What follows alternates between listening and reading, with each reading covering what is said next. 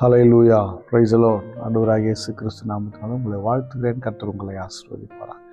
இன்றைய நாள் மெய்ப்பனின் சத்தம் சங்கீதத்தின் புஸ்தகம் 40ஆம் அதிகாரம் 12ஆம் வசனத்தை நான் வாசிக்கிறேன். எண்ணிக்கைக்கு அடங்காத தீமைகள் என்னை சூழ்ந்து கொண்டது, என் அக்கிரமங்கள் என்னை தொடர்ந்து பிடித்தது, நான் நிமிர்ந்து பார்க்க கூடாதிருந்தது, அவைகள் என் தலைமயிரிலும் அதிகமாக இருக்கிறது, என் இருதயம் சோர்ந்து போகிறது. கர்த்தாவே என்னை விடுவித்தருளும், கர்த்தாவே எனக்கு சகாயம் பண்ண தீவிரியும். ஹல்லேலூயா. தாவீது எழுதுகிறார், எண்ணிக்கைக்கு அடங்காத தீமைகள் என்ன சூழ்ந்திருக்குது, அக்கிரமம் என்ன தொடர்ந்து பிடிச்சிருக்குது, நான் நிமிர்ந்து கூட பார்க்க முடியாமல் இருக்கு. ஒன்று தீமை ஒரு பக்கம், இன்னொரு பக்கம் அக்கிரமங்கள். அப்படின்னா தவறுகள் இருக்குது இவர்கிட்ட. அப்போது தேவனுடைய பிள்ளையே, உங்கள் வாழ்க்கையில் தவறுகளோ பாவங்களோ அக்கிரமமான காரியங்கள் இருக்கும்போது வாழ்க்கையில் தலை நிமிர முடியாதபடிக்கு சில சூழ்நிலை வந்து நிற்கும். நிறைய தீமைகள் சூழ்ந்து கொள்ளும்.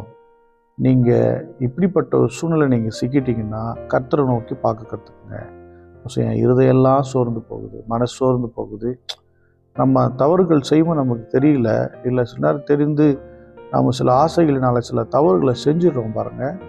ஆனால் வேதம் சொல்கிறது, நீங்கள் அதில் மீண்டு வரும்படியாக சொல்கிறாரு. நான் முயற்சிக்கிறேன், ஆனால் என்ன பிரச்சனைலாம் சூழ்ந்து இருக்குது, என் இருதயம் சோர்ந்து போகுது சொல்கிறேன். கர்த்தாவே என்னை விடுவித்தருளுங்க, எனக்கு விடுதலை கொடுங்க, எனக்கு சகாயம் பண்ணும்படி சீக்கிரமாக தீவிரம்னா சீக்கிரமாக செயல்படுங்க, தீவிரமாக செயல்படுங்க. எனக்கு அன்பானவர்களே, நீங்கள் நான் அப்படி கேட்கும்போது கர்த்தர் நம் வாழ்க்கையில் இருக்கிற நம்முடைய தவறுகளினால் வந்த சில பின் விளைவுகள், நம்ம யாரையோ ஒருத்தரை யதார்த்தமாக பேசியிருப்போம் பாருங்களேன், நம்ம அவங்கக்கிட்ட மனசில் வச்சு கூட பேசியிருக்க மாட்டோம்.